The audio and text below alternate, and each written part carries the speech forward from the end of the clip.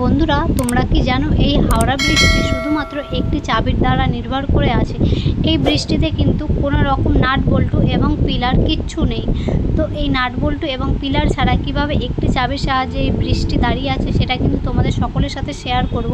আর বন্ধুরা, এই ব্রিজটি কিন্তু বেলা 12টা এবং রাত 12টার সময় বন্ধ করে দেওয়া হয়।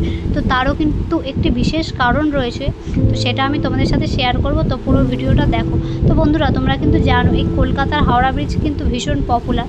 আর বাংলা মুভি এবং হিন্দি মুভি যে কোনো মুভিতে যখন কোনো কলকাতার সিন দেখা হয় সেখানেই কিন্তু আগেই হাওড়া ব্রিজটি দেখানো হয়। তো বন্ধুরা, 1874 সালে 22 লক্ষ টাকা খরচ করে এই ব্রিজটি কিন্তু নির্মাণ করা হয়। কিন্তু এই ব্রিজটি পরবর্তীকালে ভেঙে চূর্ণ বিচূর্ণ হয়ে যায়, তো যার ফলে অনেক ক্ষতি হয়। কিন্তু পরবর্তী সময় 1922 সালে এই বেঙ্গল কমিটি কিন্তু এই হাওড়া ব্রিজটি নির্মাণ কাজে হাত দেয়। তো 26,500 টন স্টিল দিয়ে এই ব্রিজটি তৈরি করা হয়। তার মধ্যে 23,500 টন কিন্তু টাটা কোম্পানি দেয়। তো বন্ধুরা, তোমরা কিন্তু বুঝতে পারছো এই ব্রিজটি নির্মাণে টাটা কোম্পানির কতটা বড় হাত রয়েছে। তো উনি কিন্তু প্রচণ্ড পরিমাণে সাহায্য করেছেন এই ব্রিজ তৈরি করাতে। যখন তৈরি হয় তখন কিন্তু ইংরেজদের আমল ছিল, আর ইংরেজদের আমলের কালেই যখন এটি তৈরি হয়েছে, তো তোমরা সেটা বুঝতেই পারছো ইংরেজদের সময় ইংরেজদেরই কিন্তু প্রচণ্ড পরিমাণের নাম ছিল। তো যাই হোক, যখন এই ব্রিজটি তৈরি হয় তখন কিন্তু দ্বিতীয় বিশ্বযুদ্ধ চলছিল। তো সেই কারণে কিন্তু এই ব্রিজের কোনোরকম কোনো উদ্বোধন হয়নি বন্ধুরা।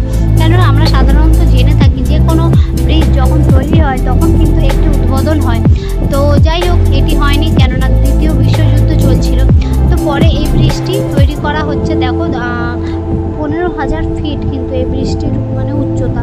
তো চলো দেখো বন্ধুরা, অনেক গোপন তথ্য আছে। আর এই চাবিটি কিভাবে চাবির দ্বারা এখানে দাঁড়িয়ে রয়েছে, এই এত বড় ব্রিজটি শুধুমাত্র রিভেটস দিয়ে তৈরি, আর আদার্স কিচ্ছু নেই। তো এই চাবিটি কিন্তু ব্রিটিশ আমল থেকেই ওরা বানিয়ে দিয়েছিল। আর এরা কিন্তু ব্রিটিশ আমলের লোকরা কিন্তু চাবিটি আমাদের বাংলা কমিটির হাতে দেয়নি। আর ওনারা কিন্তু দেখো এই ব্রিজের ওপরে কিন্তু অনেক রকম আক্রমণ করার চেষ্টা করেছে, বোমা ফেলেছে, তবে কোনো রকম কোনো ক্ষতি হয়নি এই ব্রিজটি। পরে এই ব্রিজটি কিন্তু রবীন্দ্রনাথের নামে তৈরি করা হয়, রবীন্দ্র সেতু, যেটা কিন্তু অনেকেই আমরা জানি, বাট বেশিরভাগ মানুষই কিন্তু আমরা হাওড়া ব্রিজেই বলি।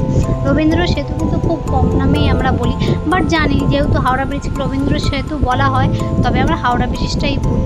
তো চলো বন্ধুরা, এই ব্রিজটি যে ইঞ্জিনিয়ারিংরা তৈরি করেছিলেন ওনারা কিন্তু বলেছিলেন যে 12টার সময় এই ব্রিজটি কিন্তু ভেঙে যেতে পারে এবং ভেঙে যাবে।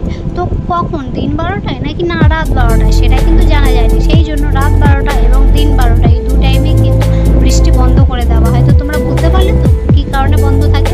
আর এখানে যে চাবিটি দিয়ে ব্রিজটি তৈরি রয়েছে, এই চাবিটি কিন্তু আমাদের বাংলার হাতে দেয়নি